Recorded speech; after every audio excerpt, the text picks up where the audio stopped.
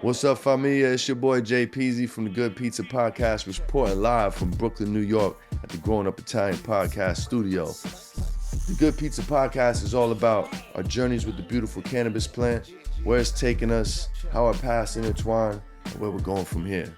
Today we got a very special guest, a New York legend, grassroots NYC shit, Washington Heights legend. My man right here to the right of me is he's a legend on the East Coast for cannabis movers and shakers in general.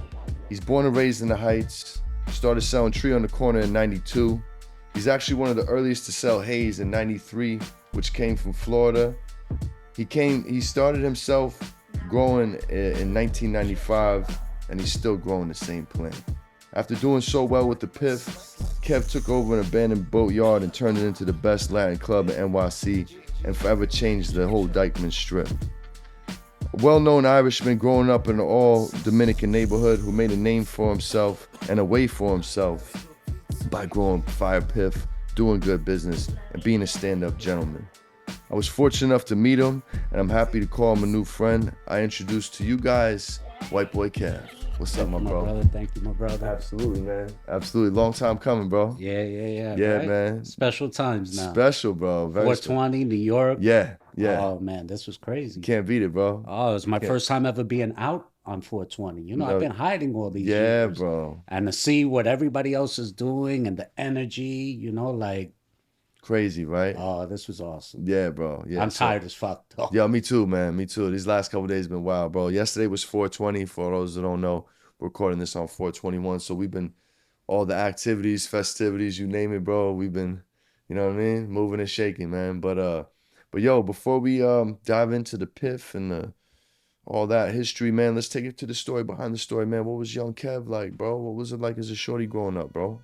Well, you know, growing up in the city, like Washington Heights, it's every block was its own community.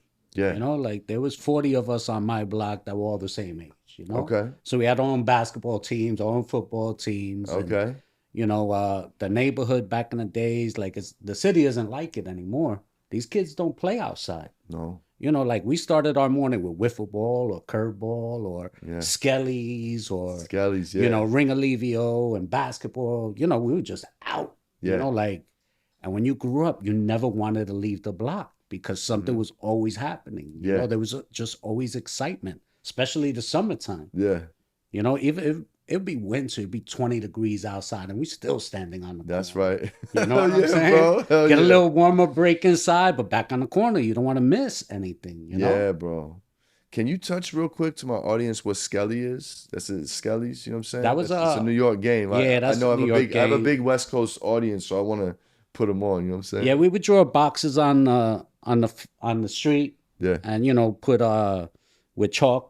Yeah. And then there was a system to play it, and you had like little checker type, you know, sometimes you use glass bottle tops or different things. And, you know, like it was just a game, but it was something, you know, you're broke. You didn't need anything. Yeah. Some chalk and, you know, a broken bottle top. Yeah, bro. You know, a milk container top, put some wax in it to give it some weight. I heard that. I heard the wax, yeah. So, you know, you had to be inventive. You know, we didn't, in the city, there's no parks. Yeah. You know, like Central Park, that's downtown. Sure. But like in our neighborhood, you know, there's no parks. And at the time, like once the 80s came around with crack, like parks weren't safe to be in. Sure. You know, so you stayed on your block. And, you know, you invented different games. And, you know, love it, bro. You know, we didn't have basketball courts. So what we would do is we cut out the bottoms of a milk crate, tie it up to a fire escape. That's right. And that was our basketball court. You know what I'm saying? I love it, man. The garbage can turned into a basketball court. You know, we figured it out. Yeah, bro. You know? Yes. So Very it was innovative. great. It was special. It was fun.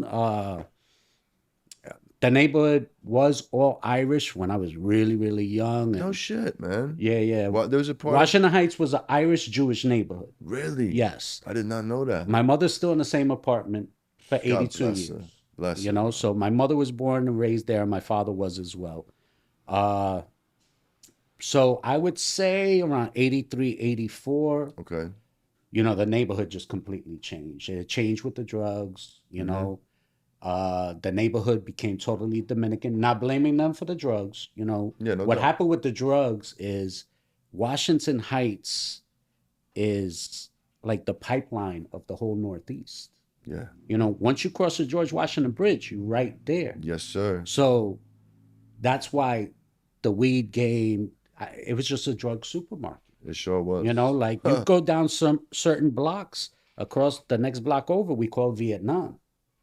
You drive down the block and there was 500, 600 hustlers. What do you want? I got you. You know, like, yeah, bro. So they were just there. So that's when the neighborhood changed with crack. And then the money on the streets changed. Yeah. You know what I'm saying? And then that's when it got dangerous. Sure. I believe Washington Heights at one point was the murder capital of the world. Wow. Like they had to change my precinct into 2 precincts. And the thing was, you hear that and you think, oh my God, what a horrible, scary place. It was actually very safe. My mother would come home from work at 12 o'clock at night and walk from the bus. She didn't have to worry about getting robbed. Yeah, because the block held it down, right? Yeah, you policed it yourself. But the thing is, there's a lot of money. There was robberies. Yeah. There's rival drug dealers. Sure. You know, so that's why the murder numbers were so crazy. But you had to definitely walk a different way because, you know, every block had a killer. Yeah. You know what I'm saying? If you try to fight every battle, every war, nobody makes it like that, you know? Nobody.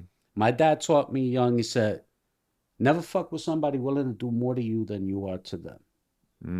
I didn't really understand that, but I knew I wasn't going to kill nobody. I'm not no killer. I never killed nobody. I never had a gun.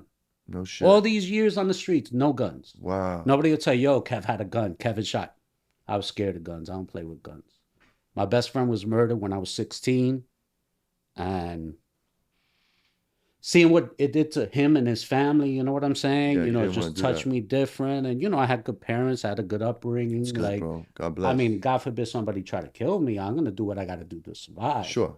But, you know, I'm a fighting type of guy. Yeah. You know? Fighting Irish. Yeah, I did a whole lot of fighting. You scrappy? Yeah, I was very scrappy. My brother was scrappy. My dad was scrappy.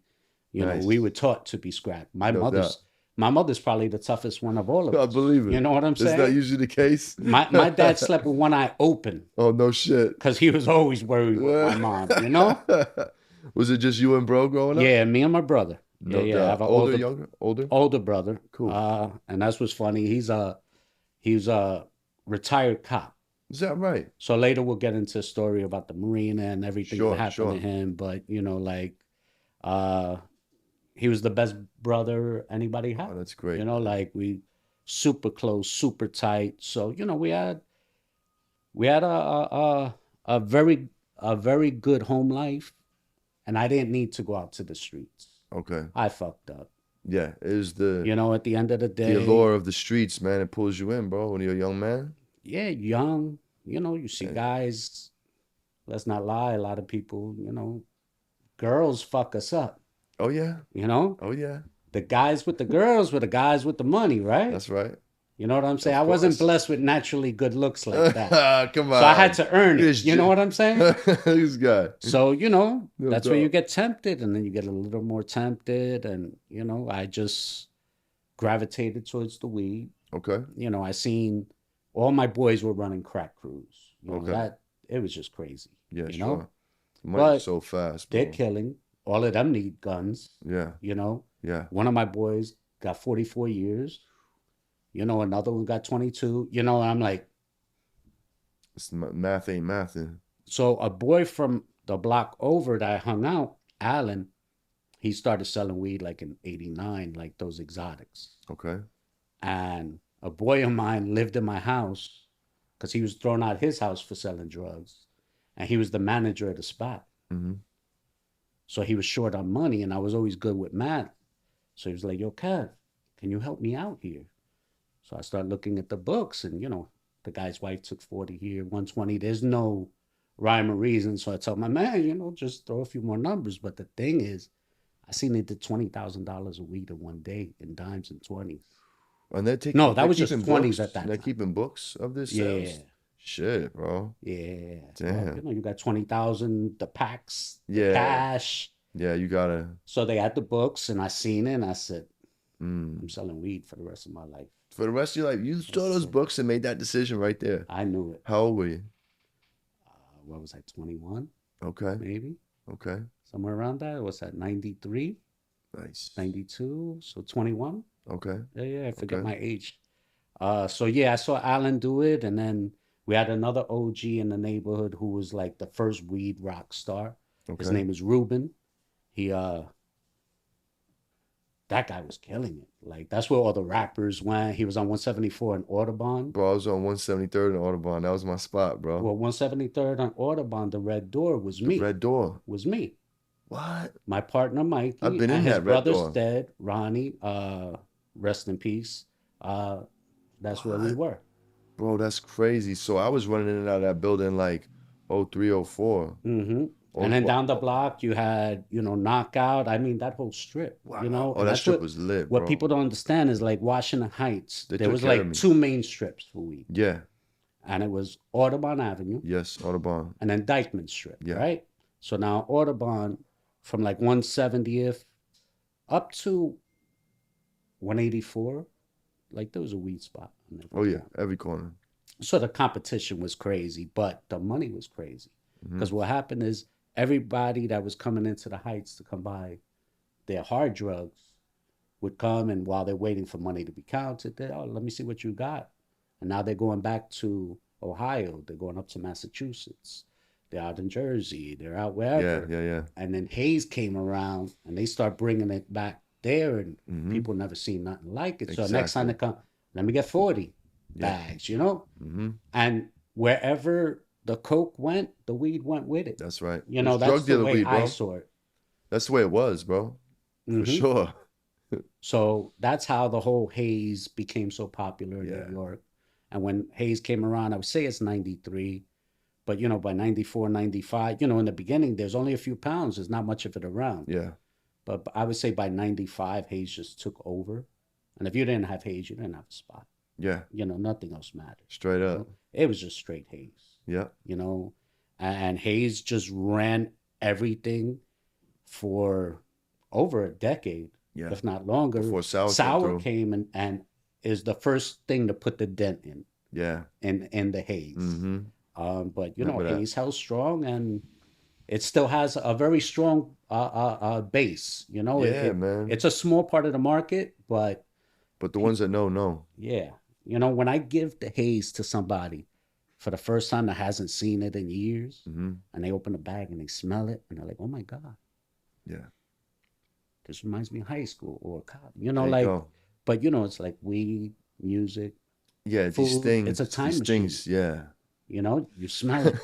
That's what I base my timeline on: weed strains and music. That's why I'm like, when was that? I was smoking and listening to fill in the blank. You know what I'm saying? Yes. I just found my boy Totem, who's a graffiti artist. He found my first business cards that I did. No shit. It was Chronic and Method. And I thought that was crazy.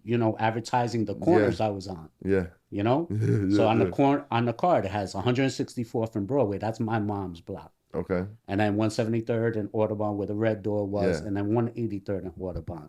And 183rd was my prize because on 183rd there was no heat from nothing else. It was like the quietest block in the Heights. Really? And it was just Haze there. It was just weed. No, nothing else. So the cops would bother us for the weed, but we weren't getting the heat of other people. Sure. You know what I'm saying? Yeah. I got you. The background. So that's where I spent the most of my time up there. Okay.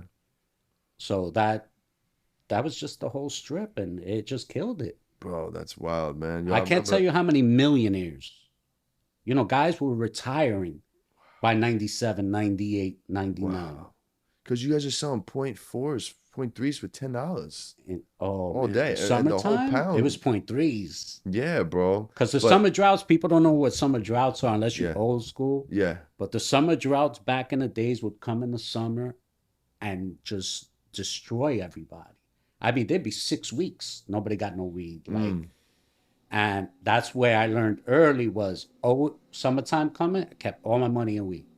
Yeah. I'd call my boys, I got this fire. Lend me some money. I got you later because I knew the summer drought was coming. Yeah. And that's how my spot picked up because, at first I'm selling, 1,200, 1,500 a day. And then little by little, you get up to 3,000 a day. Yeah. In dimes. And then the drought happens. Now I'm doing 10,000 a day.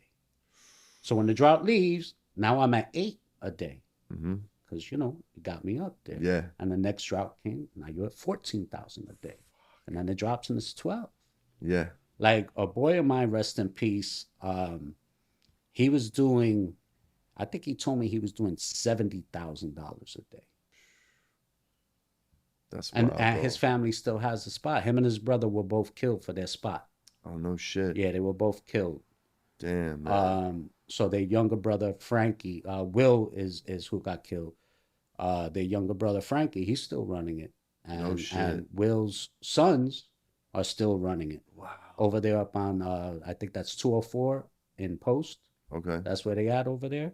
So, you know, that's generations. Generations, hustlers. Bro. Yeah. See, they don't know how deep this New York shit, bro. This New York shit is deep. That Block Boy shit out here is real. Because it was all about the corners. And corners, what yeah. makes... There are other weed spots that were around. You had 170 and Elliott back in the days in the Bronx. And you had Branson. Those were like standalone spots. And, you know... But Washington Heights and Dykeman, and that's two different areas too. You know, it's all Dominican. Break that down. Break that down. Well, the Heights is more from like north of Harlem up to like Dykeman, which then turns into Dykeman area. What block does Washington Heights start on? Just so they know, once in the 160s, 150s, about 155th somewhere around there. Yeah. Yeah. And what does the bridge take you in? The 160 something? 178. 178 is the bridge. That's the bridge. Got you. Yeah, you in the heart of the Heights. Yeah, so you know, Washington Heights was one world because we all went to the same schools, and then Dykeman was a different world. Okay. You know, so everybody was Dominican, but it was different worlds. Yeah. You know, like. Did you grow up speaking Spanish? No, I understand a lot. You understand but a lot? Yeah, sure. I would never speak it because people would think I didn't, and then talk about me in my face. Yeah, it's not better realizing for them not to I'm know. Understanding what they're saying. You know. Yeah. So I purposely didn't speak it. Yeah. You know, just so unless it was to like girls joking around or something. You know what I'm saying? Or if I got mad, I would, you know, like throw something Spanish to somebody, like. Sure. You know, so. No doubt. And my wife is Dominican. All my friends are Dominican. Yeah, of course. I didn't grow up with any white people. Yeah. You know, like my school was in the Bronx. It was all black. Yeah. You know, so yeah, I classic white boy in New York, bro. Yeah, understand all the bad parts. Yeah, bro. Yeah, that's crazy. That's fucking cool, man. Yeah, bro. Like the Heights, man. The Heights is like it's such a special place in any hustler's career. You know what I'm saying? Like I was from Jersey. You know, that was one of the first places we would go. We would skip school, mob out to the Heights, take the bridge. And this is my first experience. And it wasn't easy being a white boy going to no, the bro. Heights. No, bro. It's not. Like, but I had the little thin little beard strap, you know what I'm saying? Hat low, 4XYT. Sometimes they would think passing for Puerto Rican, you know what I'm saying? So I had chicks come up to me like, I never forget I was chilling by the red door, you know what I'm saying? On the side, on the 173rd side of the corner, you know what I'm saying? And where they got all the dimes on the windowsill, you know what I'm saying? Yeah. And fucking, I'm waiting for my pack, and this shorty ran down on me. She's like, yo, what's up? Yo, you got it? I was like, got what? She said, fuck you mean, got what? I'm like, yo, mommy, I'm out here waiting like you. Yo, chill. She thought I was one of them. So you're like, oh, I passed. That made me feel good, but damn, you have to bark on me, girl. Shit. Yeah. Real aggressive, There's some aggressive women bro. out there. She's fucking beautiful. She cut my neck, bro. But yeah, man, that was dope, bro. And like that was my first experience, like being out there. And we bring my boy Puerto Rock, you know what I'm saying? He's a Puerto Rican dude, you know, speaks Spanish. And he'd be our like translator in case, you know, we needed one. And this is my first experience seeing like what I thought was a regular black dude, you know what I'm saying? And then they start speaking Spanish. I'm like, yo, what the fuck? Yeah. And then I'm like watching my man and we're trying to get our issue and these guys are beefing over this corner and we're just trying to get our shit and get the fuck back to Jersey. You know what I'm saying? This is a whole situation now. I'm like, oh my God, bro, this shit is wild. You had to move people off. My mom think I'm at school right now, man. I get the fuck out of here. You know what I'm saying? Yeah, bro. It was. I fell in love with the Heights real quick, man. Real quick. And anytime I went in that building, I came out safe, bro. They always took care of me. Good businessmen. Yes. That's what the Dominicans in the Heights for me, and we all knew them for, bro. Real good businessmen, bro. Like they're gonna take care of the money. They don't want you getting robbed out here. No. Bro. They want you to get in your car and go. You're not gonna come back. Exactly. Yeah, there's a So method to all the madness, and nothing that's but why like love. there was no like people would be like, oh, it was run by drug gangs. Nah, we ran blocks. Yeah, Like at the end of the day, the block normally ran their block. yeah, That's just straight what it up. is. The reason why I was on 173rd was because my partner Mikey, that's his block. And Okay. his brother Ronnie was an OG there. So that's why we were there. And then the reason why I was on 183rd is because one of their workers, Fruity, came home and told them there's a different way. So we opened on his block. So it was through collabs that I got Sure. to go. Otherwise, you can't just walk to somebody else's block. No, There's no way that's sir. happening. No way. You take care of your own, Yeah, of course. So, we had our own little world there, Yeah. and like if a kid was doing something stupid on the corner, right? If he robs the old lady for the purse, now I got the cops on the block all day, right? So now not I'm not just making money, but my boy that's selling the blow, he's not making money. Yeah. My man that's selling the heroin, he ain't making no money. Yeah. Everybody's hurt. So Everything's cut changed. that shit out. Yeah, bro. You stop that shit quick. Real quick. Yeah. Yeah. Nothing brings people together like money. Yeah, how about it? We got the same purpose. Which kid did? Yo, check him. Yeah, get him ASAP. Mhm. Yeah. Yeah, and I've had similar situations with some of my homies. My boy Mo used to go out there and cop real heavy, blow and Piff, you know what I'm saying? And some young boys robbed him, bro. And they fucking got dealt with. Mm-hmm. They went back up to the plug apartment. They fucking found these kids, fucking got all this shit back, and like it's just movie shit, bro. Like let's explaining people that never really like went to the heights to get busy.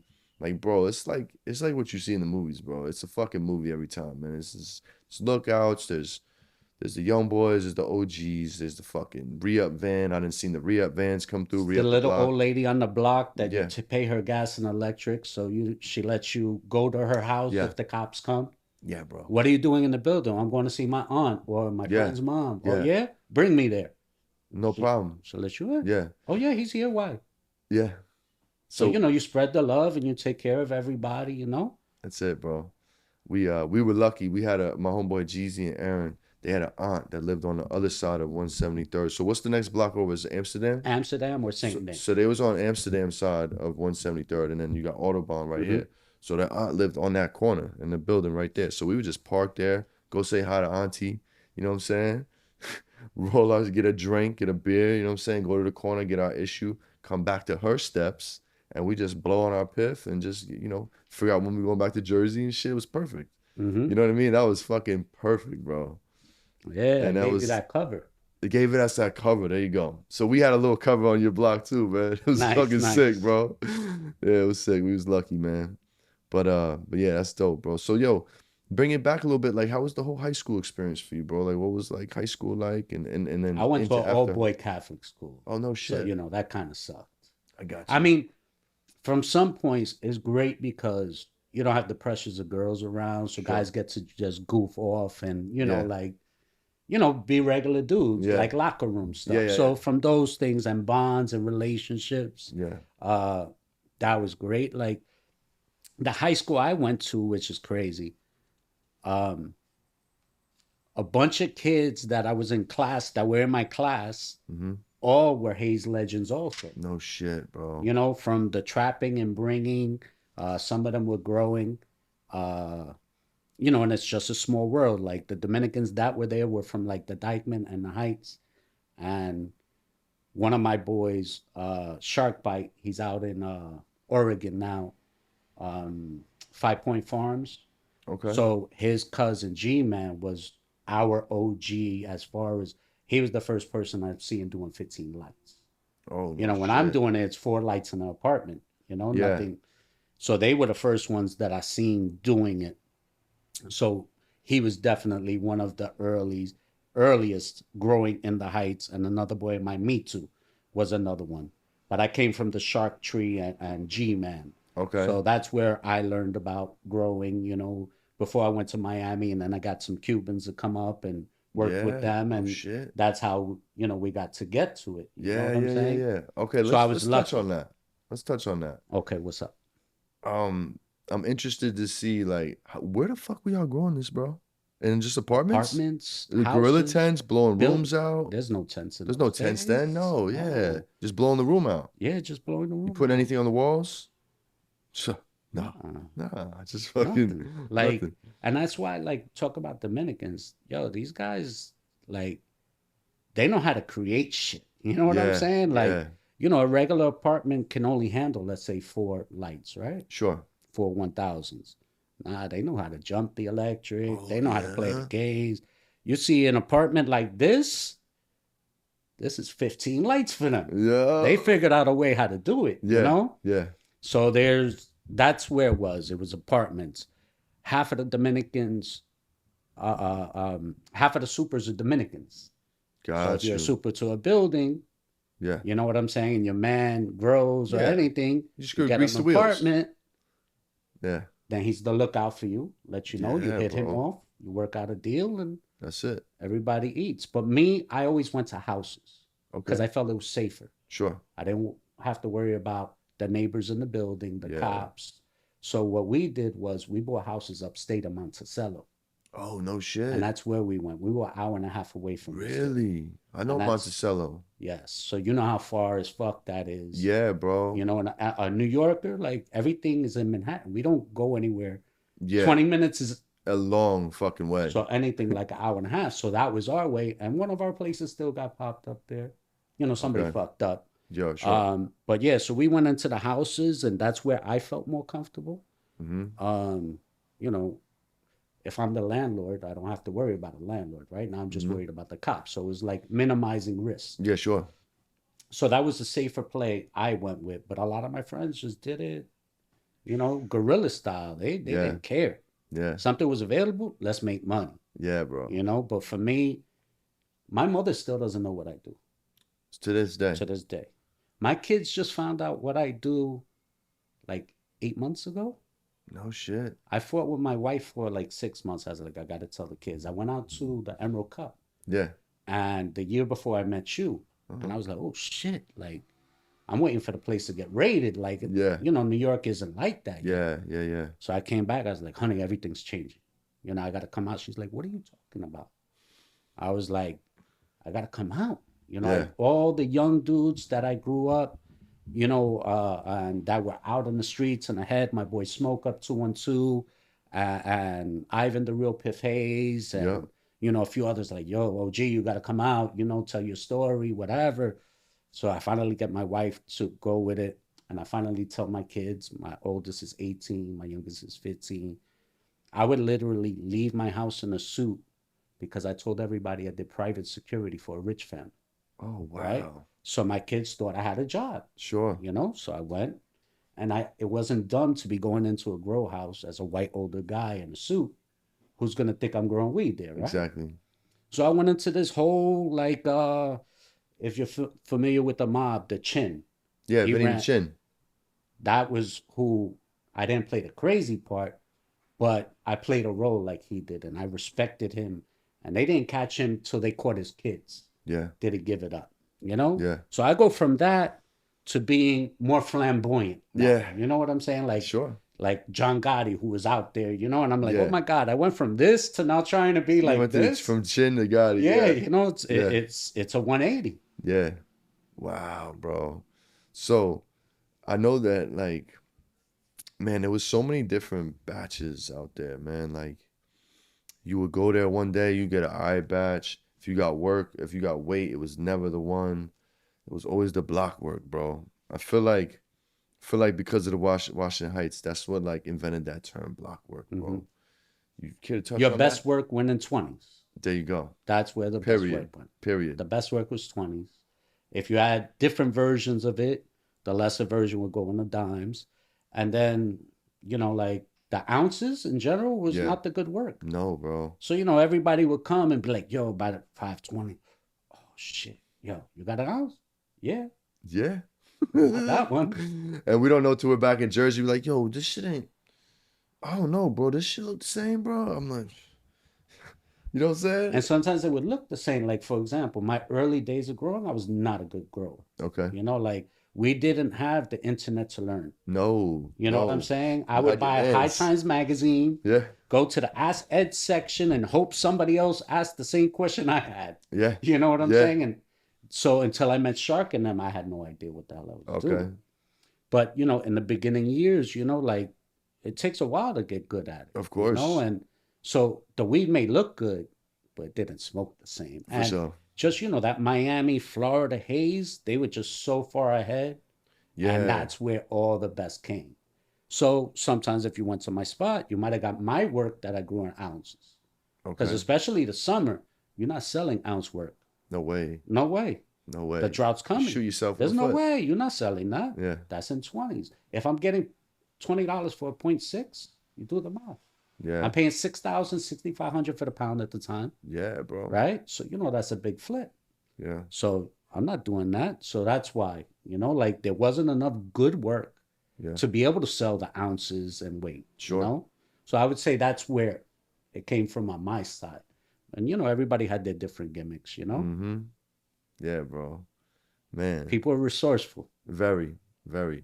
Let's touch on the Cubans down in Miami, like growing this stuff first, right? Like, who do you think put that together, man? Who brought the Piff to New York?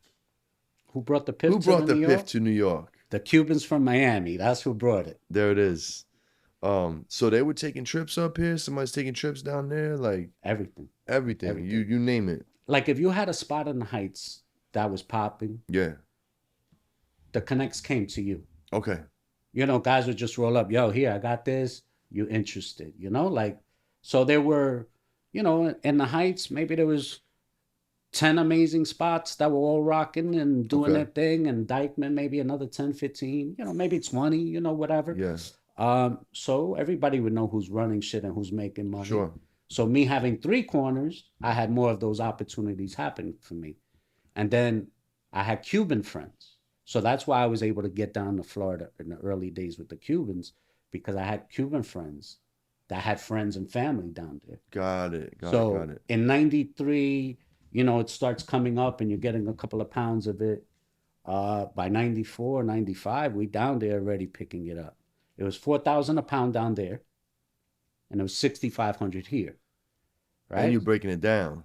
Yeah, forget about it. Especially summers. Summers was the month. And that's the only time I would really come out, bro. Summertime, we was out here heavy, bro. Man. And even even in Jersey, if you had a cool little Piff spot, like we had this dude True out in Patterson, he used to lace us up real nice. Shit was coming from the Heights, bro. Even if you got it in Jersey, 400 an ounce, 450 an ounce. It's not just the haze, it's not just the weed, it's just that the Heights was the pipeline for everyone. For everyone, bro. You know, your boy that was getting blow was coming to the Heights, or the Dykeman, you know, or the Harlem, or, you know, like Harlem, that was just the strip. We would get robbed more in Harlem, bro.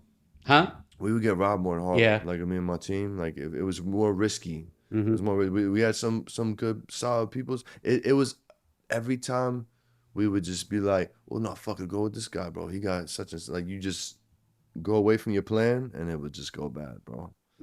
But we would never have those issues up in the Heights, bro. Shout out to the Heights, man, for taking care of your boy, for real. Facts, bro. That's ill, man. That's to hear where it all came from, cause. Yeah, so like some of the early people I know, my boy Nelly Farms and his brother Zach were early guys in the game, as well as I know some other I mean, I probably dealt with 20 different Cubans from down there. Oh shit, bro. Yeah, had, you know, a group, Andy and Guy and Lee and them, and just multiple people. Yeah. And you go down there and, you know, your work ain't that great today, so I'm going to him, you know, and that's how I didn't stay locked into anyone, because whoever got the better work is what I want. Yeah. You know what I'm saying? Yeah. Because it wasn't about the price. You know what I'm saying? I'm willing to pay the price. Weed was just expensive back then, period. Yeah. He was used to it. And it was profitable. Yeah. You know, I'm breaking it down. That number. Yeah. So it's different. Yeah, bro. And like in the Heights, like I would send, if I sold work, I didn't sell it weight in the Heights. I was selling it Lower East Side through my boy Elliot. That was down on Bowery Street, down that way. Oh, cool. You know, I was selling out in Brooklyn because I was getting more money from it. Because in the Heights, you know, the number 65, I'm going to get 66, maybe 67. I'm getting 7,000 downtown. So I was just Started going that way. Had people out in Jersey taking. I had my boy in the Bronx, you know. Yeah. I was just shipping everywhere I could. Yeah, fuck yeah, bro. Off top. Yeah, I love it. I love it, man. Damn, man. Real Piff history, real New York Piff history. Pay attention, man. So I would say 93 is when it came up, you know, as far as I'm concerned. Okay. And it came from Florida, for sure. And that's where all the fire and all the best. And, you know, that was the pipeline, you know? Yeah. I was 10 years old, bro. 10 years old? I was 10 years old in 93. That's wild, bro. Thanks for making me feel older. Sorry, man. Sorry. We all so somewhere. my boy Joe, the hard way, he ended up moving down there, and he had his connections with his people, and he'd take us from down there, and then I'd take care of everything up here. So, you know, everything was just set. Clockwork, bro. Nice, man. So you're doing good with the haze. Early 2000s. I feel like we're floating around the early 2000s right now, right? Yeah, well, the haze, 93, 94, 95, 96, 97, 98. No, right on up. Yeah, it went right all on the up. way through. So when did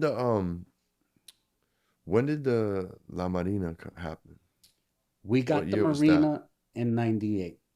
Okay, 98. So the Marina was an abandoned boatyard. Okay. And it was Parks Department land, which meant it was owned by the city. Okay. So my brother got the bid for it. My brother and I used to fish there with my dad back in the day. So we'd always talk, wow, so much potential, you know? So my brother got the bid, and then I would say that was 98. Okay. So in 98, I came in with him, and, you know, luckily I was successful making money, you know, through the haze. Yeah. So we did the Marina, and what we started out doing and what we ended up doing were two different things. Okay. You know, like, I didn't really know what I was doing in the beginning, but I just knew with the view, if you ever go to Dykeman, out on the Hudson, you have an incredible view of the George Washington Bridge. You're right on the water. Yeah. But all the stores along that area were all abandoned, because that was like where they abandoned cars and cars get stolen. Mm-hmm. So that was like a desolate area nobody wanted. So when we first did it, trying to get people to come down there was impossible. People were like, I don't want to go there, you know?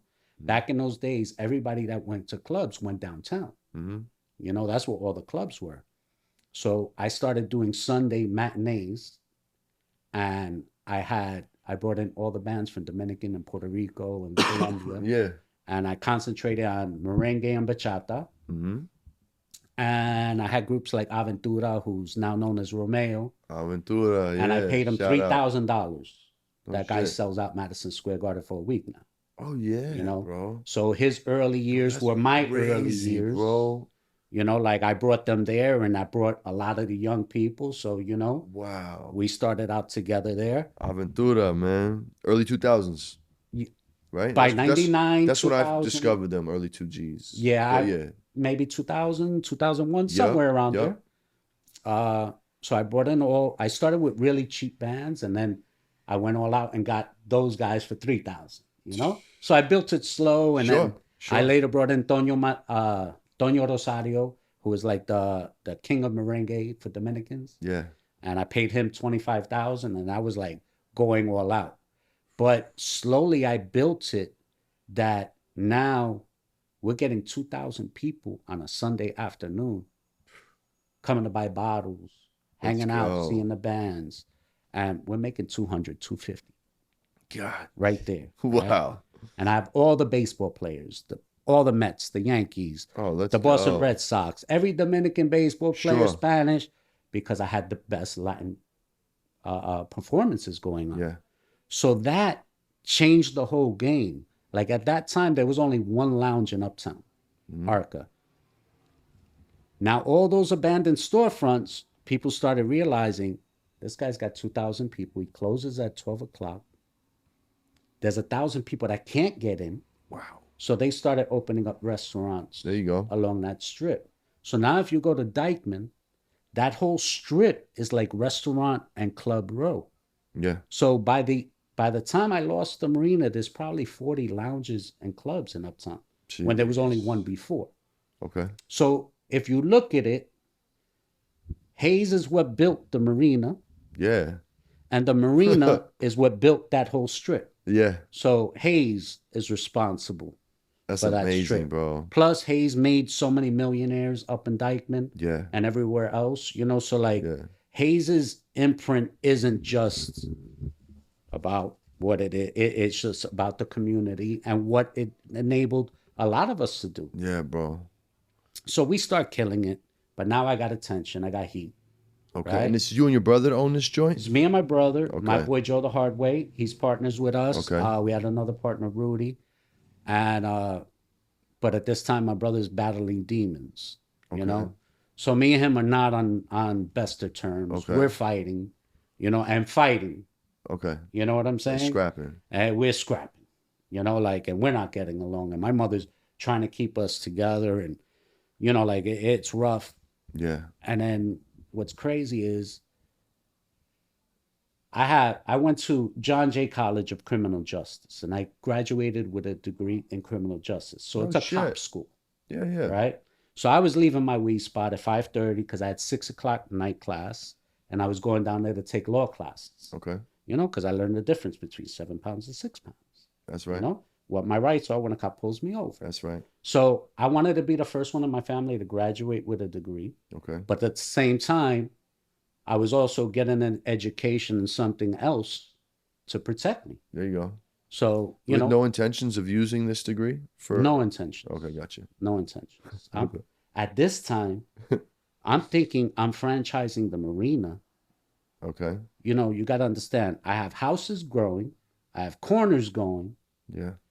I have the Marina. You know, I'm employing 300 people on a Sunday. Wow.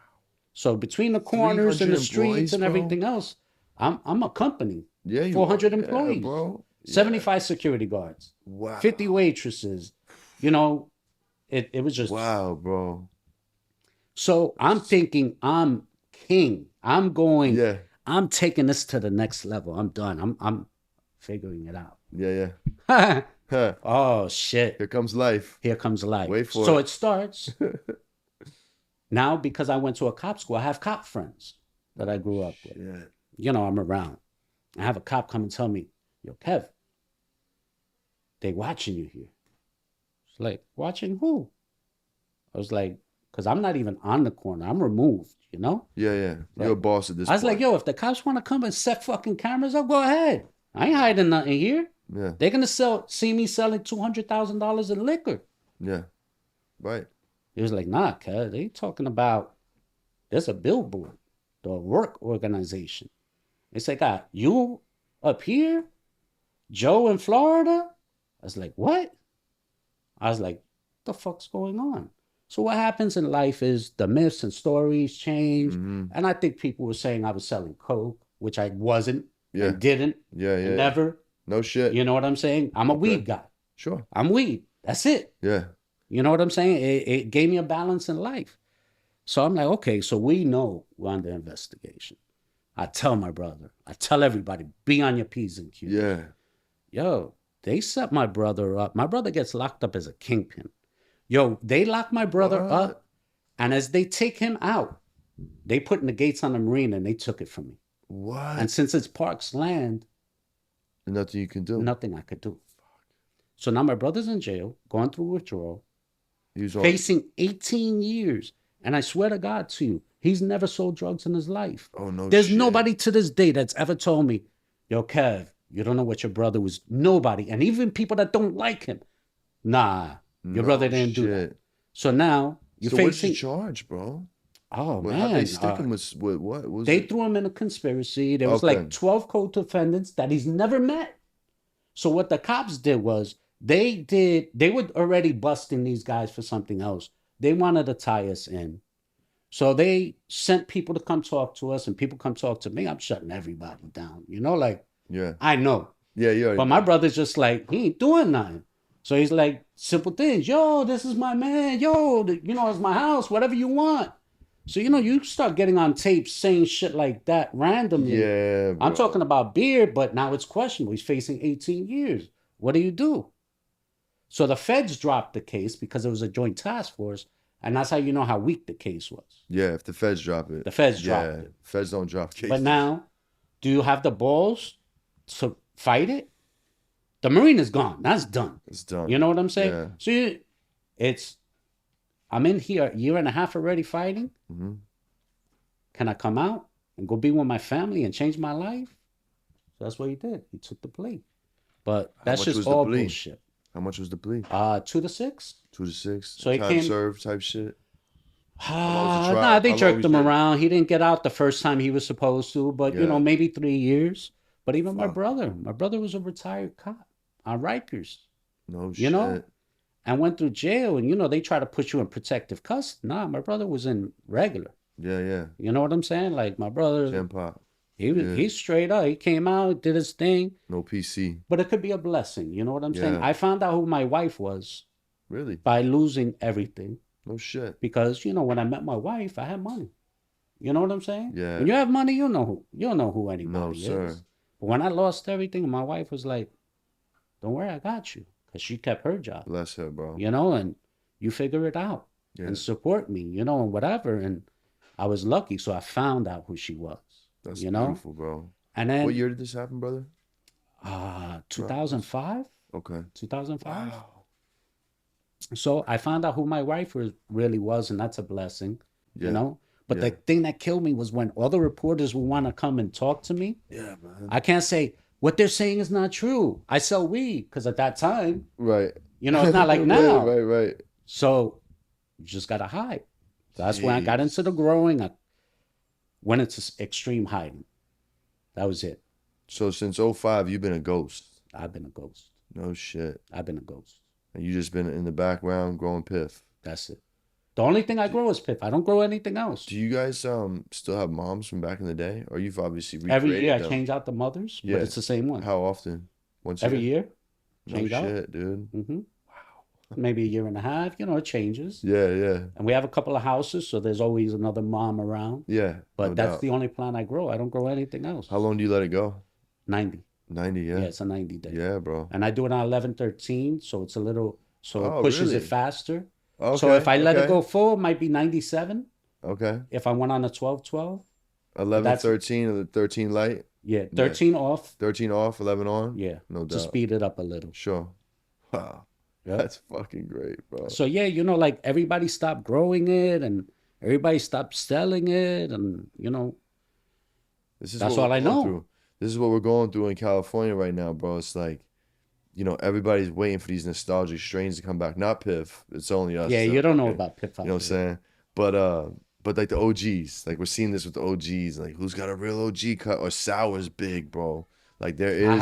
I have not seen that sour. No. I've seen something close. Shout out to Greasy Couture. He got a real sour cut, bro. I couldn't fucking believe it. Me and my man Gino. Like I'd love to check it out. Yeah, bro. Yeah. That's another special plant. Yeah. I got like one blunt left and I'm saving it for a blunt. I say blunt. I don't smoke blunts, but you gotta smoke it in the Dutch, bro. Haze is meant to be smoked. Haze too. In the Dutch. The first time I got some haze since I lived out there. It was Phillies back then. Phillies for sure. White House. Phillies for sure.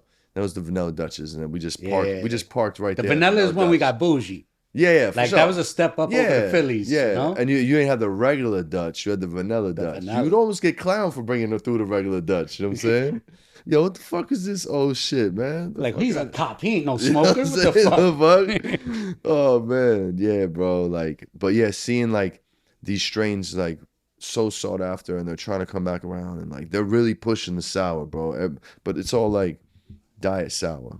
You know what I'm saying? It's all like, man. I haven't found that loud ass. That loud sour. It's more like hay type. Back in the days, a little dime bag in your pocket in a little container, and that shit still stunk. Oh, yeah. There was nothing like it. And that's one of the reasons why I also stayed with haze in the beginning. Because when haze grows, it doesn't have that funk. Yeah. You know what I'm saying? So your neighbor's not going to know. For you sure. growing sour? Yeah, forget it. You gotta take a lot of steps to get that shit definitely like hidden. Yeah, for sure. But good for you, man, for keeping that around, bro. Because you know, a lot of people, what I will tell you is in California, they're curious about real Piff. Mm-hmm. They think they know what they think is haze. There's like Jackie terps, you know what I'm saying, shit like that, lemony terps. But once they see, and you smoke it with them in a Dutch, bro, it's like, oh shit, okay, yo, this is different. This is definitely different. Okay. Yeah, I think it got a bad rap because I think what Californians associate with haze, because California had haze back early days. Oh yeah, all but kinds it's of not the hazes. haze that we. No. Because I would say the haze that I fuck with is we call it the Cuban Black, but it's the Cuban Black Northern Haze. Light 5 cross, and that's what that one is. And I think The that's one we're used to. the one we're used to is the Northern Lights 5 Northern Lights 5 times haze, times Cuban Black Haze times haze. times The Cuban Black haze. Haze is what we're calling that particular strain. Oh, okay, got you. And that was because we called it haze in Florida. They called it the black. The black, yeah. And I've then heard that. since I've heard that, yeah. Since it was all Cubans for the most part running it. Cuban Black Haze. Cuban Black, you know? Yo, it's crazy. I didn't learn that till recently, bro. Like I was called a Haze, a Piff, Purple Haze, whatever. And then Piff's a new name or newer. Piff was like early 2000s. You know what I'm saying? We first called it Stuck. Stuck. We called it the Stuck. So who started calling it Piff? New York or Jersey? I would say it was New York. I believe Shice Bubs. Shice Bubs, yeah, the Dipset boys, man. Shout out to Dipset boys, yeah. I think he's the one that named it. Okay, cool. But for us in the beginning, we called it the Stuck. The Stuck. Because, back in those days. Stuck, bro. Yeah, and I know it can't compare it to the THC levels of these weeds now. Yeah. But for the time, it was just. Yeah, bro. It was just. You're sitting in the car laughing and joking, and a few minutes later. It just get quiet. Silence. Yeah, yo, we stuck. Yo. Yeah, you know? Yeah. So that was our first name, you know? Yeah. We called it Piff. We used to call it Skatey because you used to get it from 180, Skatey. Mm-hmm. And then we used to call it Skatey because you got it from 180. You know what I'm saying? 180 something or, Piff. We used to call it, in Jersey City, they call it Red Line because you get a bag of Piff for like $30 in a bag that had a red line across the top. You know what I'm saying? So Red Line Piff, Red Line Haze.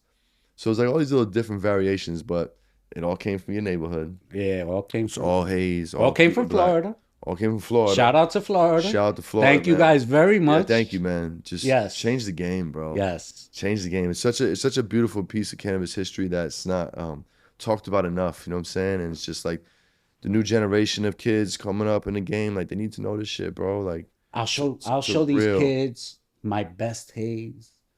Yo, you don't know what that is. You don't know the significance. You know what I'm saying? No, bro. Like, no, they didn't see the movie, you don't bro. understand. This was king. Yeah, man. This was king. There was nothing that touched it. Yeah. Nothing that touched it. Nothing. You came with some fruity, smelly shit. I don't want that shit. Bro. Nah, that's not what I'm looking for. Nah, hell no. Hell no. That's dope, bro. That's dope. But yeah, shout out to you for keeping that around, bro. That's sick, man. We're gonna take a quick break real quick.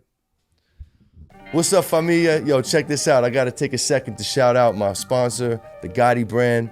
Thank you so much for the sponsorship. Here's where you can find the fire in California. The Gotti brand can be purchased at Cookies Maywood, Cookies Woodland Hills, Cookies Sacramento, Lemonade Sacramento, Lemonade South Sac, Main Stage Sac and Davis, Zen Garden Wellness down in SoCal. You can get at Lemonade Van Nuys. So thanks again. See y'all back on the show. So yo, Kev, I see the shirt. We got matching shirts on, by the way. La Marina boys, man. Let's talk about that for a second, man. Is that the crew? Yeah, that's the group of us, really. Okay. You know, everything kind of came from the Marina, but basically all my relationships with my team is over 20 plus years. You know what I'm saying? So like if you weren't part of the group in the Marina times, you really not. There's nobody new. No doubt. So the people that I fuck with, Joe the Hard Way and I, we've been partners for over 30 years in different ways. Wow, bro. We have Blockwork Family Gardens. That's Little Nell. That's a good friend of both Joe and I. That we were friends with before Joe and I were friends. Oh, no shit. You know what I'm saying? So his son is the one that runs the facility in Florida legally. Okay. So the Marina Boys is part legal and part street still. Sure. So it's a good mix. So Joe the Hard Way and Little Nell, they're down in Florida and they're growing fire. Bro. You check out Freedom Town Holdings. They're at Fluent. Nice, bro. So they're doing the legal thing. And how that came about was, it was probably around 2015, and the numbers are shrinking. You're not getting the same money for the work anymore. Yeah. You know, things are getting harder. People you deal with are harder to trust, you know, so you start going through these things. And now legalization is coming, Yeah. right? So we see that going on, you know. So Joe tells me he has this opportunity to go and find his way into the legal world. He was like, you know, this is where we have to go. I was like, I got to pay my bills. I can't even think about, you know. And he was like, Right. that's the problem too.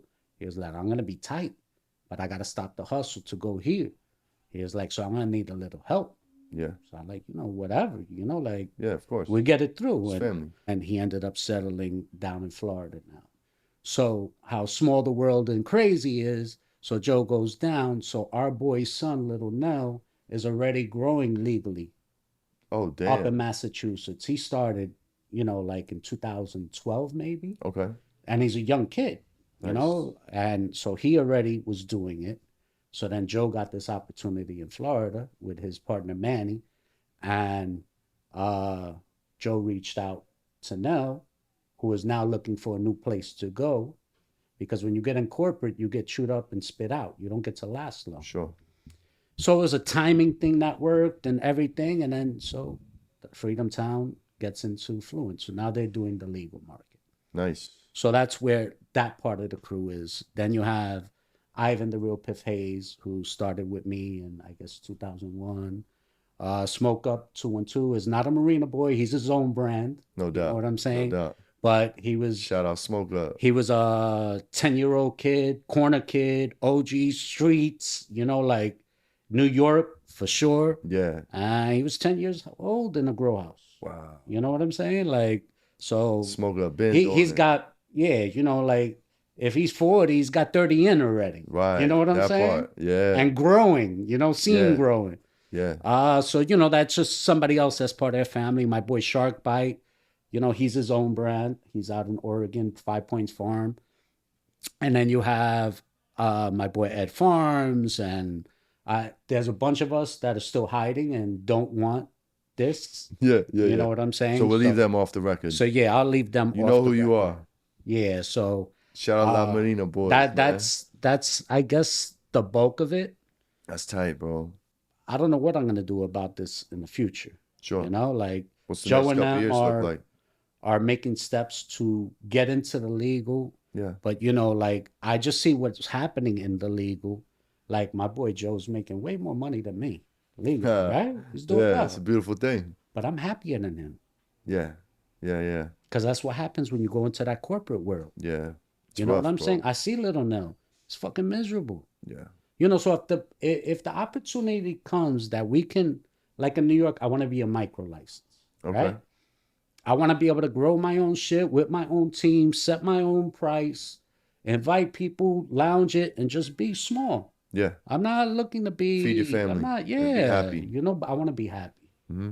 And that's what I've been so lucky. You know, like my relationship, you know, everybody gets into what their relationship with the plants, you know? Yeah. You know, at the end of the day, what the plant did was it gave me the opportunity to value my time, to always be there for all the important things in life. I've never missed... This week, actually, I missed my daughter's softball game because of 420. So this was the first one, and she understands what's going on.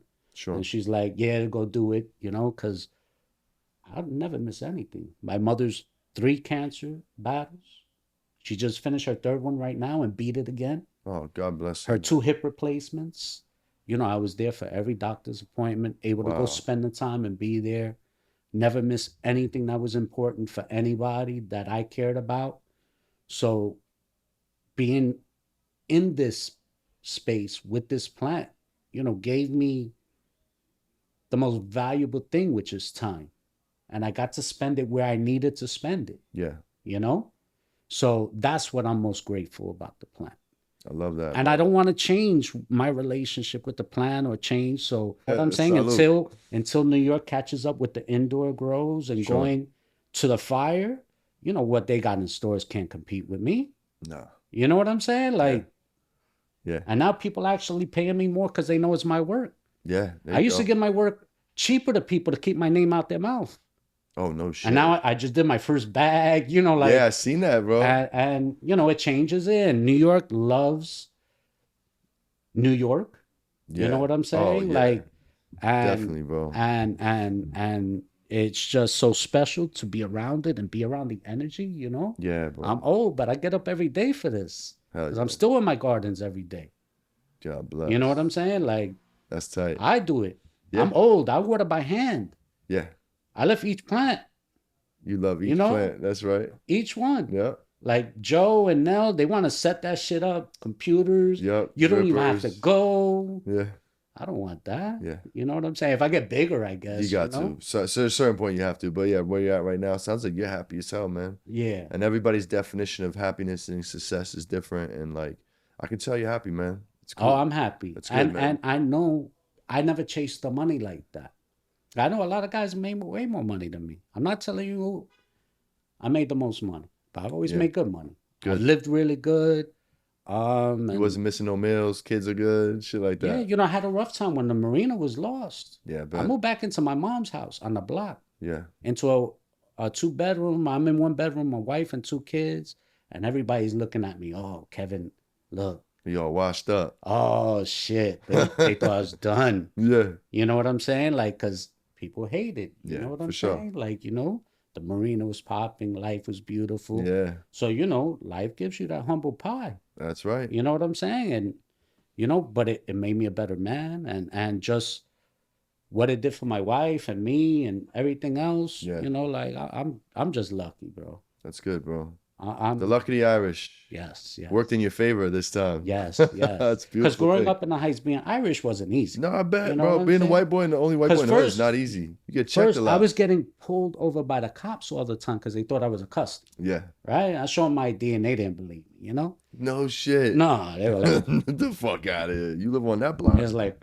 what do you mean? They were like, why you live here? You know what I'm saying? Like, so yeah, you know. Home's home, Mr. Officer.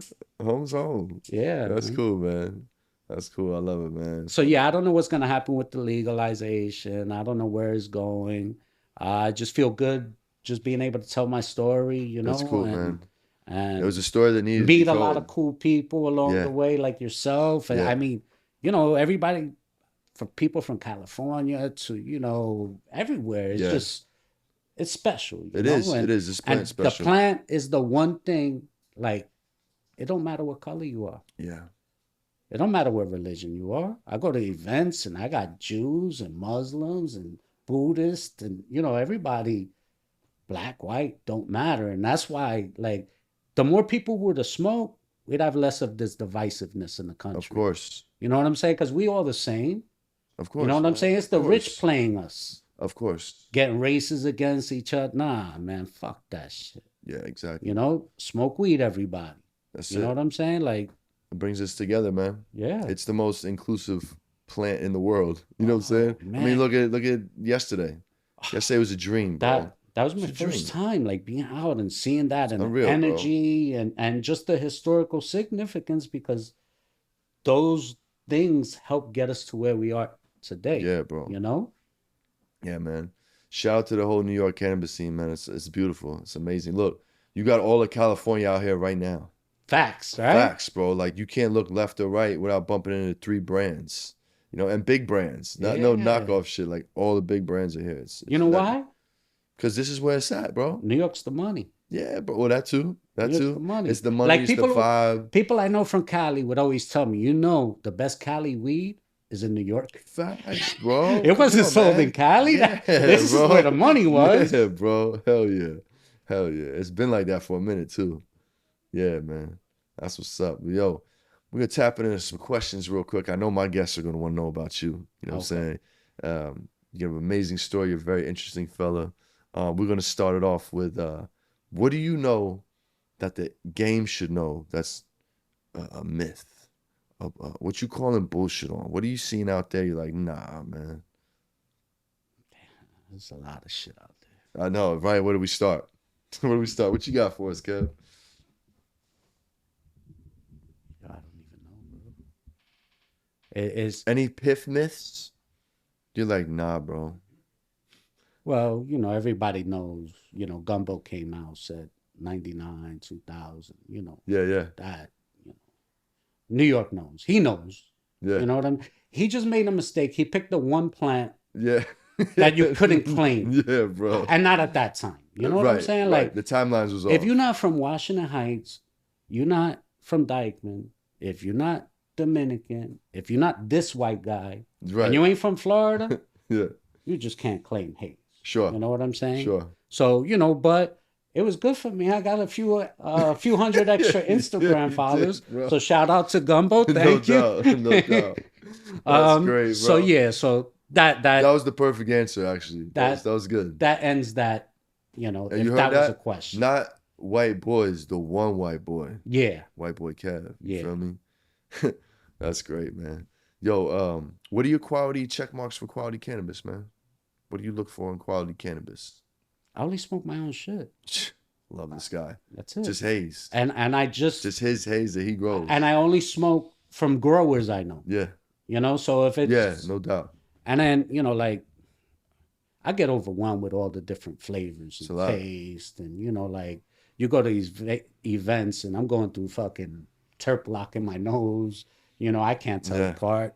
I can't tell the difference sometimes between... They're like, this one's $1,200 a pound, this one's $2,400 a pound, and this one's $3,000. But fuck, they all look the same to me. Yeah, so, right. You know what I'm saying? So like, I'm lost in it. I could tell you what fire haze and fire sour is. There you go. That's where I could be expert. There you go. Other than that, I leave it to Joe and Little Nell and Ivan. I ain't got the out for you. Yeah, no doubt. I'm stuck. I'm a dinosaur. Yeah, bro, it's all good, man. There's no right or wrong answer, bro.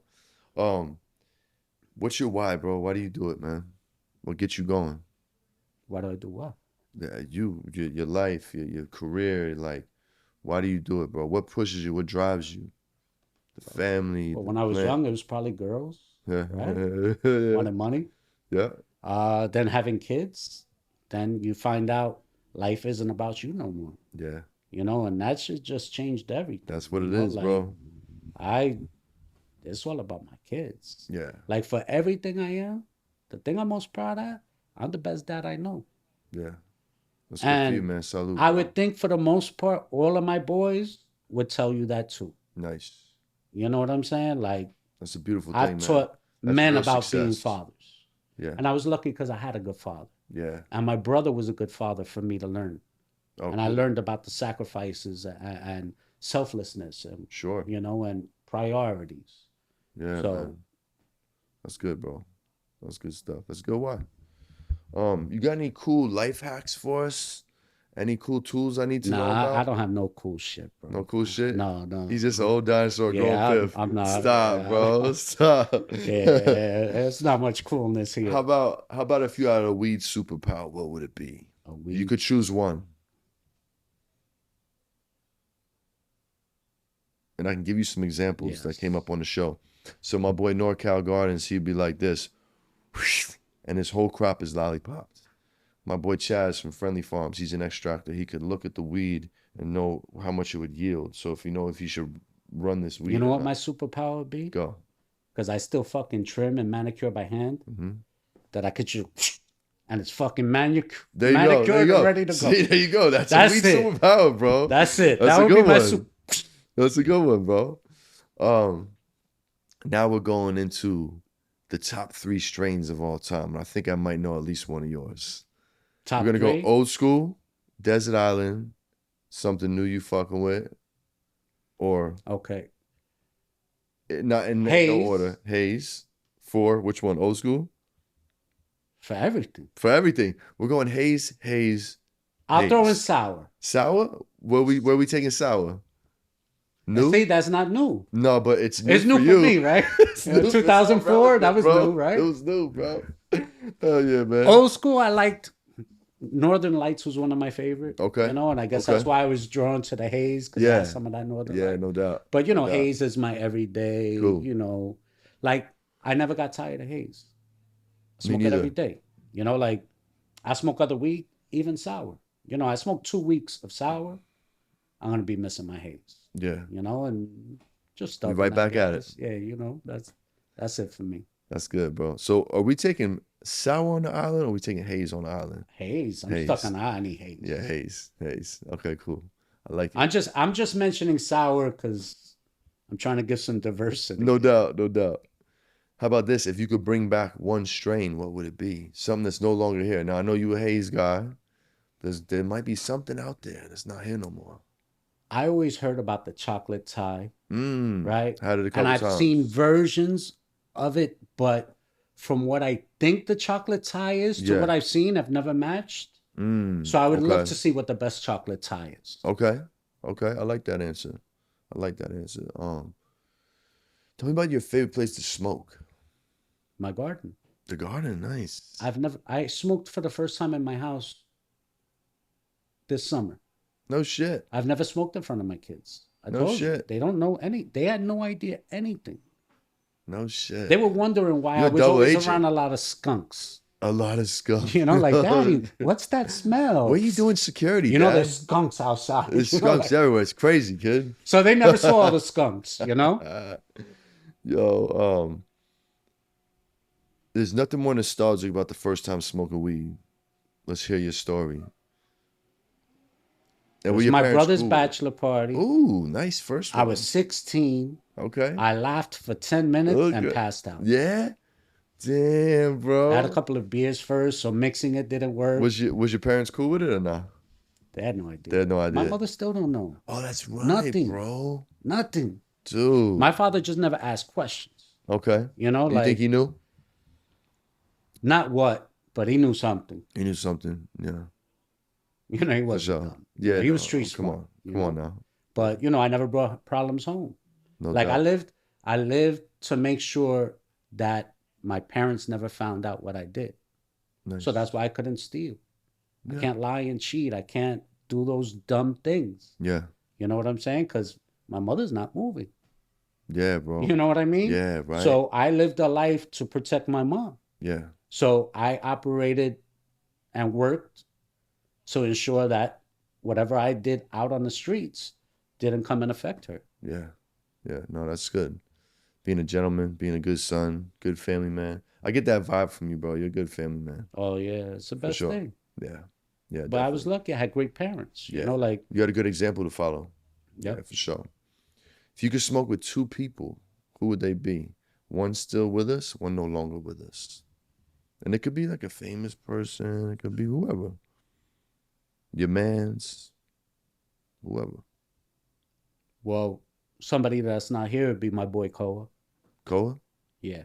Koa's the first guy that got me the haze. Oh, nice. You know, he got it from a boy named Royce of his. So that was like my first plugs. Nice. You know, I might have got some here or there from other people, but he was still involved. And he was my protection on the streets. Okay. You know, and he got killed outside the Marina. He was breaking up a fight. We were closed. I wasn't there. The business was not open. And some people got into beef and shots were fired and he got killed. Oh, man. So if I could smoke with anybody, it'd be him. Yeah, that's cool, for sure. Bro. That's cool, bro. And then anybody around now, man, you know, I really don't know who the fuck anybody is. You know what I'm saying? Like, listen, think like maybe a comedian or somebody funny. Somebody you could have a 15-minute conversation with, bro, and just really tap in, smoke a joint or Dutch or some Piff and really just vibe out. It could be Dave Chappelle, I don't know. Somebody funny. I don't know, man. No right or wrong answer. Yeah, fuck. I don't really care to meet anybody in particular. You know what I'm saying? Okay. Like I try and get back with another friend of mine that died. That's who I'd want to be. There you go. You know what I'm saying? Like, but to go smoke with anybody new? Yeah. I don't really like new people. Yeah. It takes me a while to warm up. Yeah. You know? No doubt. It's street shit, Most people bro. suck. Most people do suck. Yeah. Yeah, you get a fucking couple out of 100. For me to think about, I want to go smoke with this one guy, right? Like, I want to be with Michael Jordan. I go smoke up and find out he's a dick. Yeah, it's the worst. You know what I'm saying? I'm not saying that, bro. Yeah, so nah. Yeah, no doubt, man. Yo, so as a grower, I can't always ask this question to everybody, but you are a grower, so I will ask. You got any crazy grow stories where you just had to get the fuck out of Dodge, bro? Shit just went down. Man, I got 30-something years of this. Come on, bro. I know you do. You know, any that come to mind? Any real shit? We had a tree fall through a house up in Monticello. So that happened. What else? Water cool units, pipe bursting. Oh yeah. And a flood coming out of house. Oh. In Brooklyn. Oh, in Brooklyn? That's no good. A 4-story townhouse. Damn. So crazy shit like that. Like when the tree fell through the house. Now the fire department's trying to get in there. My man's like, nah, he broke the key off on the house. He was like, they'll come back. No, the house is fine, whatever. But they want to get in. And he's stalled them long enough. They were like, I'll come back tomorrow. Ooh. When it come, we have to make sure. So whatever he did. So I called up yo, we got to go. Call the crew. So I get 2 of my boys to come with us. So we just chop, cut all the buds off, put in garbage bags, left my man to clean and do whatever. Yeah. Load it up. It's probably about 30 pounds dry, but we're talking it's wet at the time. So you know what that looks like, right? Yeah. So I got my Audi Q7 with like 12 garbage bags full of buds, 2 of my boys in it. I pulled out a bottle of Johnny Blue that I had from the restaurant, and I had some Fuentes cigars, and I cracked them. I was like, if we're getting pulled over, the drinking is not going to be a big problem for us, you know? Yeah. So we drove an hour and a half from Monticello down with probably, 12 full garbage bags of soaking wet weed. Just stanking. So, shit like that. Damn, bro. Snowstorms, just crazy. All the shit, bro. Yeah. All the shit. That's why I love being around growers, because only growers know that. Yeah. You know when you pull up to your house and see the electric company outside. Yeah, bro. Only a grower knows what that feels like. You know what I'm saying? Yeah, bro. Fire department outside the house. Yeah, no good. No good, bro. Or catching a disease for the first time that you didn't know, or you know. Yep. So that's why I like to be in the growing space. For sure. So if I wouldn't want to be with a grower, somebody to smoke, it'd probably be a legendary grower. There you go. Back in the days, but I can't think of one off the top of my head. He'll come to you. We'll do that episode too. All right. You know what I'm saying? So, now we're going to shout out your favorite plug from back in the day, bro. You don't got to use his real name, but just somebody that took care of you, man. Who was your guy, bro? Who gave Whiteboy Kev the fucking white glove service? I would shout out Royce just because he was like the first one to give me the thing, and he was a stand-up OG, straight, whatever. So much respect to him. But He's still around? I don't know. I lost touch with him many years ago, and I reached out to other people because with everything coming, I wanted to make sure it was okay. I dropped his name. I don't know how this shit works. Gotcha. You know what I'm saying? I don't know what he's doing now. Yeah. But nothing but respect for him. But at the end of the day, I was the plug. You know what I'm saying? Like, I got from Nelly today and this guy tomorrow. Yeah. And somebody else. And then I didn't have a 12-year run with anybody. Yeah. It was 6 months with you, and then 3 months with this guy, and then I bounced back, and then I went here. Yeah, sure. I wasn't loyal to anyone, dude. So. No doubt. No doubt. No, that's cool. I like it. Well, if you ever find him, June 16th, plug day. Get him something nice. Get him a cup of coffee. Give him a little bag of Piff, or just smoke one for him. Just think about him. You know what I'm saying? Plug day, June 16th. Plug day. Got it. Yeah. So now we're gonna shout out a mentor that had a big impact on your life, bro. Who would that be? My dad. Dad, nice, man. Shout out to Pops, man. My dad. Nice, bro. My dad. That's dope. And then followed by the best advice somebody ever gave you and the worst advice somebody ever gave you. In no particular order. The Marina won't work. People told me, nobody's going to come here and spend money when they could go, for a burger here at $6 when McDonald's was $4. Yeah. And a friend of mine was like, you know what? You're not paying for the burger. You're paying for the view. That's right. So that was great advice that he said in the conversation. So you got 2 in 1. Yeah, so a lot of people gave me a lot of, it won't work. Yeah. Most people thought it wouldn't work. Yeah. A white boy doing a Latin dance club and Dykeman. Yeah. Bro, you did How does that make sense? Bro, you did so much against all odds shit, bro. I fucking love your story, man. Like, it's fucking really good. You had a interesting story. It is a very interesting and fun story, and lucky to be alive. Yeah, man. I mean, as a white boy in the game, you know what I'm saying? I've been in a lot of neighborhoods where I was the only one, and like, you know, I can relate to that. You know what I mean? And to see how far you took it, and like really being the only one in the heights, like, you know what I'm saying? Like, and just making a way for yourself, and that's just a beautiful thing in general, because like, you know, fuck races, man. Like, we're all people, you know what I'm saying? Don't matter who you are, you know what I mean? You can make it anywhere, no matter what color you are, you know what I'm saying? You are, you know, a diamond in the rough, you know what I'm saying? Yeah, that's why I never like people with money. People with money suck. Yeah, a lot of the times they do, bro. A lot of the times they do. So if you could go back to the young you before you got in the game, what would you tell you? Don't drink. Don't drink. That's a good one. Made lots of mistakes in my life drunk. Yeah. Never made one high. Okay. That's what's up, man. Best advice I'll give myself. You don't drink no more? Yeah, I do sometimes, but not like I used to. Yeah, I'm once in a while with it. I have a lot of friends that remind me. Okay, yeah. You know what I learned? I learned if somebody tells you they don't drink, especially if they say, "Nah, I don't drink hard alcohol," man, believe them. The last time I didn't believe somebody, a lot of events took place that night. I drank some gin with this dude. He got locked up. I fucked this dude up. I got arrested. Never have a shot with bro, it's just fucking keep me away terrible. from liquor. If I'm on beer, I'm okay. Yeah. But once the liquor's introduced, then yeah.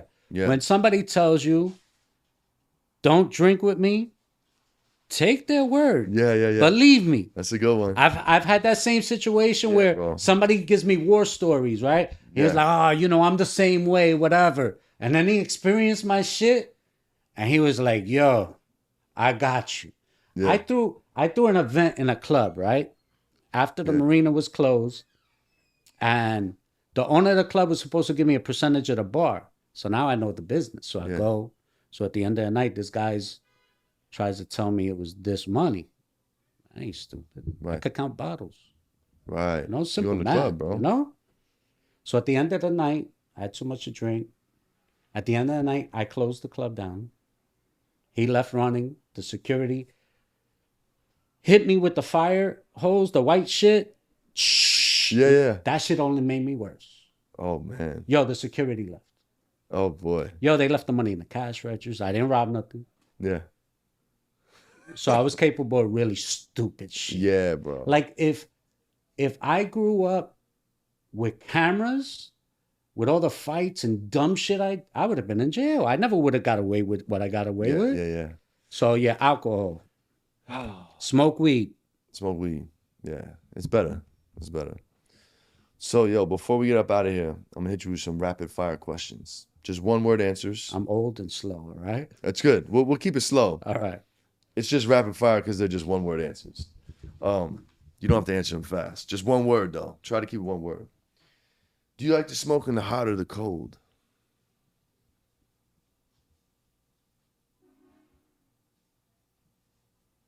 Hot.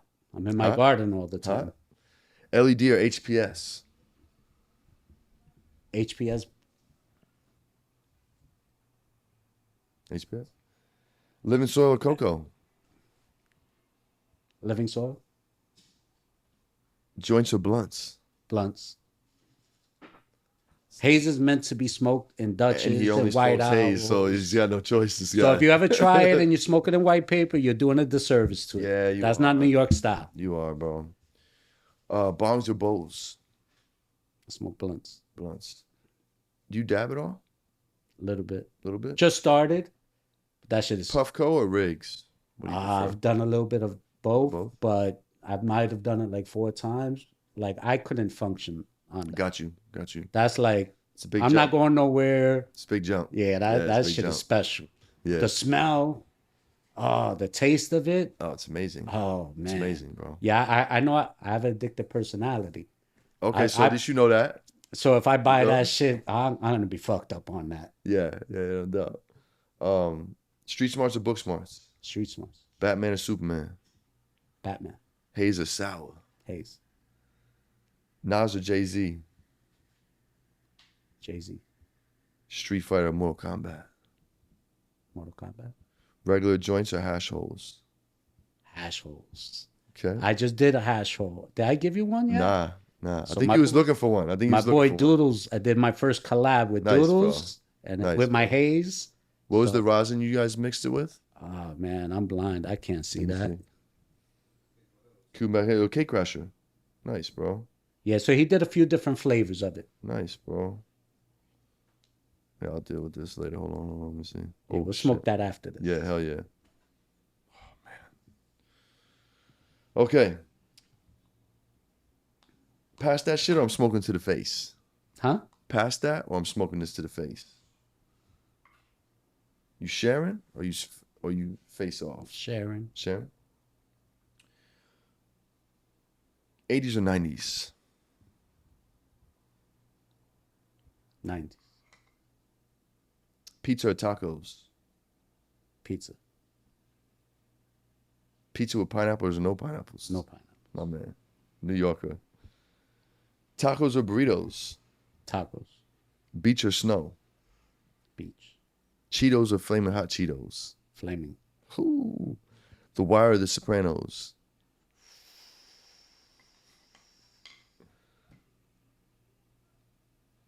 It's a tough one. Tony's right above your shoulder, by the way. He's watching. Joe, is that those two and Game of Thrones are my three favorite right, shows. Right. You know, like you want to pass? We're gonna take a pass. You know, at The Sopranos, you know, they were mimicking a real crime family. Yeah, the Cavalcantes. So once they got locked up, their writing fell off. Yeah. So I think The Sopranos didn't finish the way it started. Okay, interesting. Where I think The Wire. Interesting take. The Wire, I didn't like season 2 as much. Season 2 is trash, right? bro. But it set up the story, right? Yeah. But The Wire was just. We had some Irishman action in season 2, though. You know what I'm saying? Yeah. Pacino or De Niro? I know, bro. This is not easy.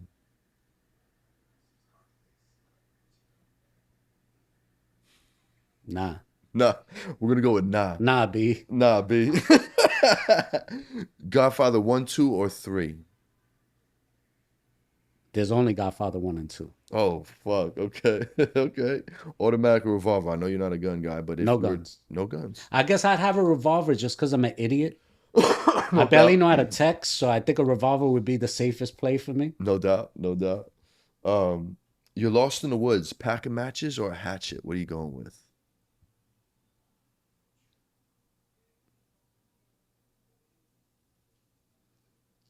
I'm going to go with a hatchet. Hatchet? All right. Because I'm going to find a way to fucking turn some wood into some fire. You got damn right.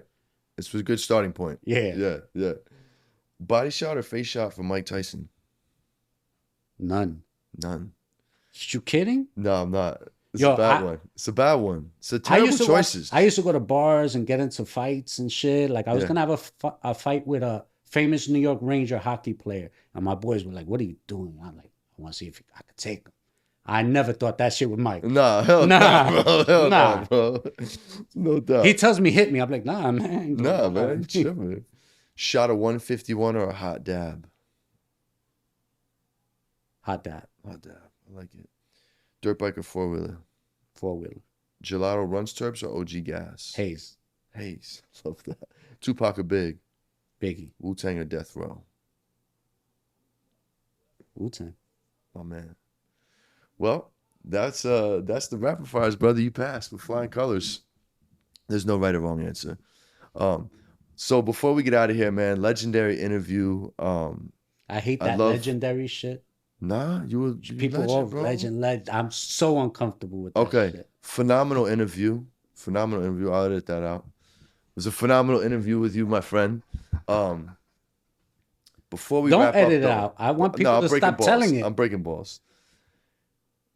Before we go, I'd like to share with people, you know, the power of networking, how we met, and then who do you know that I should get on the show, right? So how we met was through Haze. I was in the earshot away from you. I didn't know who you were. We were at Emerald Cup. I heard a little Piff talk. I migrated over to you close. Like, yo, did you just say Piff? You got Piff, son? He was like, yeah, bro. Boom. And then like, you fucking lost it. And I'm like, I fucking lost, and I lost it. I don't not only lost my mind, I lost the Piff he gave me, bro. He gave me a nice fucking nug. I never lose weed. I don't know what He hits happened. me up the next day. Yo, I'm like, yo, son, I lost this shit, son. Oh my God. I probably gave it to somebody on some dumb shit. I had it in another bag, whatever. So that's, yeah, we met over some Piff, man. He laced me up, man. I was like, this guy's going to be my friend for life. And then who do you know that I should know, man? Who do you think I should get on the show, bro? Well, I think you should have my boy Smoke Up. Smoke Up. Yeah, bro. Smoke Up 212, man. You know, an official street, New York. Yeah, bro. You know, definitely does things right. You know, definitely. Love the way he's on social media. I love it, man. And I holds love people brand. accountable and all that shit. Yeah. I was with CNO Records yesterday. Gano, shout out to him. Super influential person in the Haze game and the Dykeman area. Yeah. So he's somebody else. I saw him yesterday. That's what makes me think of him. Definitely, bro. Yeah, I think that's solid. That's solid. You need to get Smoke Up on here. Definitely, he's next. He's my next New Yorker, for sure. We're gonna try to do it this trip. We're gonna try to do this trip. I think we might be able to. Should meet my boy Shark Bite. That's in Oregon. Shark Bite, okay. That'd be dope. He can come to SAC, bro. That's right. You know what I mean? It's not close, but it's closer than here. Yeah. Let him know if he's interested. No doubt. Is there anything that me and my network can do for you? I want to reach in my network and support your mission. Anything we could do, anything you want to plug before you go, please, by all means, do that. I really don't have anything. I'm just here bullshitting, kicking it, enjoying myself. Good, man. Like, nothing really to sell, enjoy my story if you do. If you don't, I don't really give a fuck. You know what I mean? You know what I'm saying? No doubt. It's just what it is. Yeah, no doubt. And yeah. Well, more or less, man. I really this is therapeutic for me. Good. You know what I'm saying? You go so many years hiding who you are and what you do. And, back in the 90s, I was considered a crack dealer. Yeah. And now, like, I'm a hero, Yeah, yeah. Like, it's a crazy world, you know? He's a legend. He's legendary. No doubt, man. That's dope. And I had a lot of friends when I was telling them, like, about who I'm interviewing. They're like, wait, for real? The Piff story? You know somebody from back then? I'm like, yeah, bro, we about to do it, man. Yeah, there's not many of us left. I know, bro.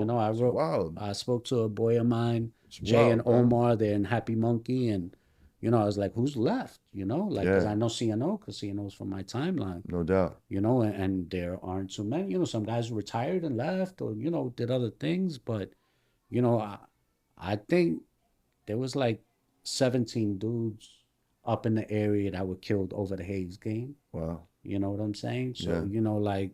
That's why, like, when people talk about things, like, I know people, like, lost a lot. There's generations that have been affected by what we did, and because we had to do it, it was illegal, So I get uncomfortable when people throw praise at me, because I'm like, you're a humble dude, I'm man. just lucky, bro. Just a regular dude, man, that happened to be in the right place, the right time, with the right people. Make good decisions. And one of my gifts in life was, I was always pretty good at reading people and gravitating to people I felt good with.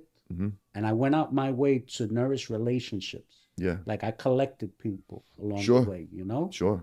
Give that person a phone call when having a bad day. And, and I was lucky enough to fill two hands with a lot of special people. That's dope, bro. So that's why, like, I'm antisocial, not looking for more friends, because I feel I'm lucky enough already. Yeah. That's cool, man. I dig it.